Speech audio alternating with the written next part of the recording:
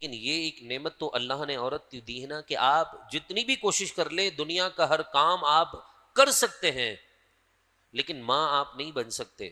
ایک آدمی ماں کا درجہ حاصل نہیں کر سکتا، لیکن عورت کی یہ خوبی ہے کہ اگر اس کے بچوں کے سر سے اس کے باپ کا سایہ اٹھ جائے نا، تو وہ ایک عورت معاشرے میں ماں کا کردار بھی ادا کرتی ہے اور باپ کا کردار بھی ادا کر رہی ہوتی ہے۔ یہ خوبی مردوں میں نہیں رکھی ہے اللہ نے۔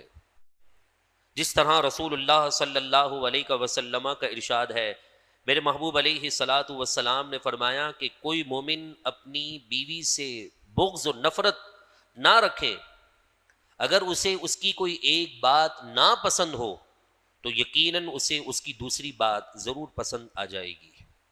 آج جو معاشرے کے اندر طلاق کا ریشو ہے نا، وہ سب سے بڑا سبب ہی یہی ہے کہ ہماری جو صبر ہے نا وہ ختم ہوتی جا رہی ہے۔ اللہ نے ہمیں حاکم بنایا، الرجال قوامون علی النساء، عورتوں پر اللہ نے مرد کو فضیلت، حاکمیت اور بادشاہت دی ہے، وہ اس کی رعایا ہے۔